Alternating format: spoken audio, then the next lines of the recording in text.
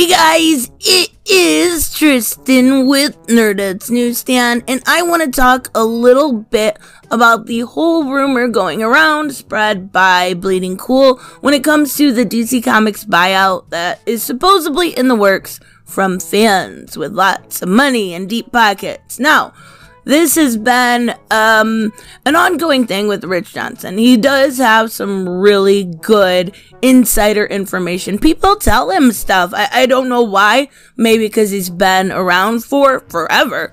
But this has been going on with him. He has a really good scoop or a really bad one. Now, I actually don't know what is going on with DC Comics. A lot of their problems right now, I think, are management. I think they need... Well, they have Ben Abernathy and some really good editors. I think they need more capable editors. I think they need to not invest so much of everything they have right now into brand new talent. Now, they're not necessarily new to comics, but a lot of the new talent is simply new to DC. Yes, you have to get your foot in. Yes, you have to work your way up. But you can't have every single title have somebody that's brand new. You can't. You need some of the big names. Now you have Tinian and Joshua Williamson, Tom Taylor. Yes, I get that. But you still need to bring people back, like Robert Venditti. His Hawkman run was fantastic. You need to have Scott Snyder on there. You need to have some, we have Clayman and Tom King on this weird Elseworld Cat Bat.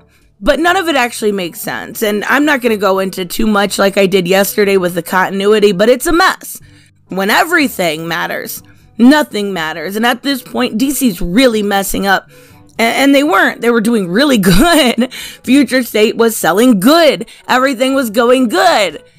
I don't know what they're thinking. I really don't. So, when it comes to this, there has been a lot of rumors that are going around like, hearsay about who it is. Now, when it comes to Rich Johnson, he kind of hints as to who it is. He says, if you could be a member of this group, you've probably already been approached. People can bring or can raise a minimum 8 figures apiece.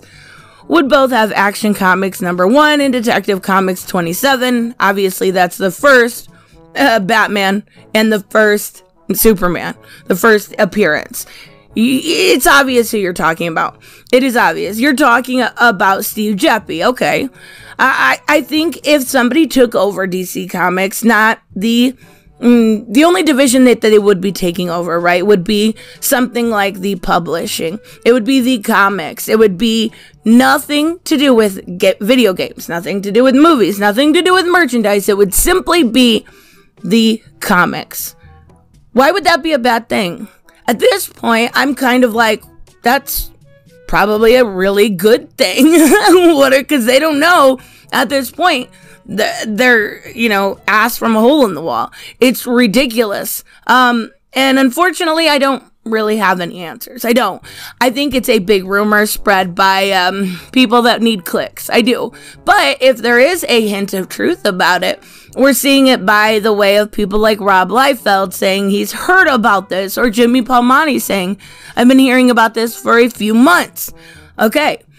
And he's also expressed wanting to get the rights to Power Girl. And unfortunately, Rich Johnson's like, no, you don't have enough money. Sorry, dude. Like, he's real rude about it. But I think what they're doing at this point is looking to maybe license out these characters. Now, that's not new.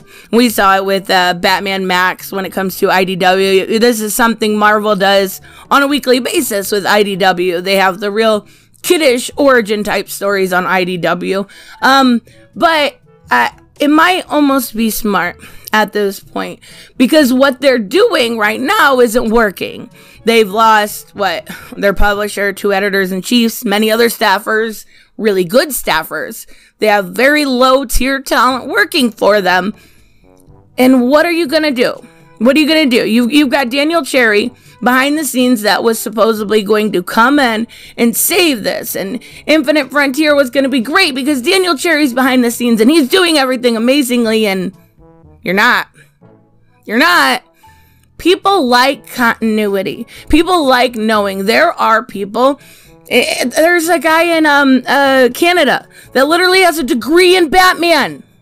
Yes, people like those kind of things. Does it have to be very strict? No, but it definitely feels like DCU all over again. So are they getting bought up? I very seriously doubt it. I really, really do. But if it happens, maybe it won't be a bad thing. Maybe it's what Marvel or DC needs to actually take that step forward. And I know there are some other names floating around as far as Robert Kirkman. Great. Robert Kirkman's so talented. He's amazing. He's got one of the most successful books ever. If you go back and watch a really interesting video by Comics by Perch, when it comes to the sales, it started off very, very low. It's the only one to go up. It did amazing. And then you've got, the spin-off stuff like the Fear of the Walking Dead. And then you've got his other stuff, whether it's Firepower or Invincible. Yes, Robert Kirkman would be a good one, who I think more than likely is probably looking at this just because it seems more up his alley, in my opinion, is probably Todd McFarlane. Todd McFarlane gets what Todd McFarlane wants, and that's pretty obvious. He has the money. If anybody could do it, it would be Todd McFarlane.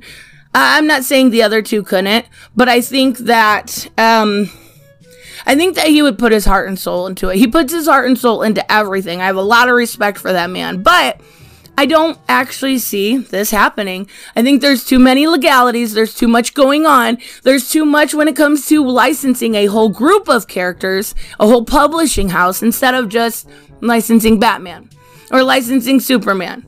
I think it's a lot harder. I don't think it'll happen. I'd love to see Todd McFarlane take over, but I don't think it'll happen. Now, we are seeing even, kind of proof that it's not happening, at least right away. We got some new announcements today about some new books. And I actually think, for the first time in a while, this is really smart for DC. Now, a lot of what they sell is targeted towards a certain demographic. This one is too for older fans. What they're trying to do by making this digital only first, and this is it's a Superman 78 title that's going to be digital first, and then it'll go into paperback, but that at first it's not. And then you have a Batman 89 series.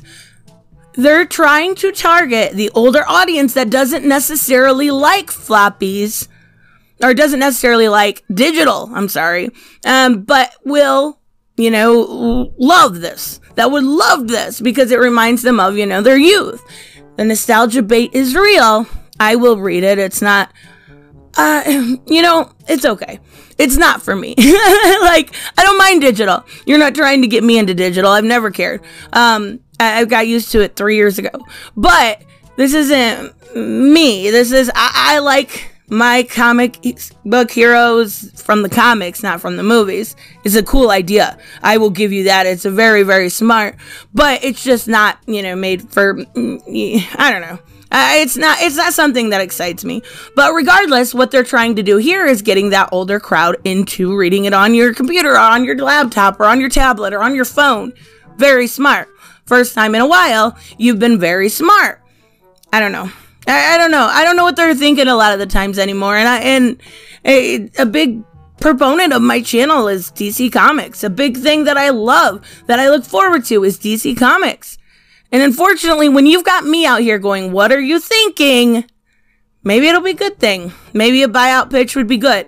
But I don't see it honestly happening. So let me know, of course, what you guys think about all of this. And I will see you in the next one. Bye-bye.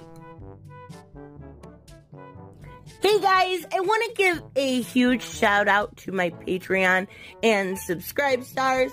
You guys literally make this channel possible. Huge thank you to Cage the Mick, Robert Mick Twiz, Black Knight Fool, Brucey, Chris Z, David L, David Rafford, Jeffrey Allen Carnes, Mighty Paws, Mike Buckner, Maizen Barbosa, Ruskart, Ryan Decker, Robert Hoffman, and Doc Holliday. You guys are absolutely amazing, and thank you so much for all your support.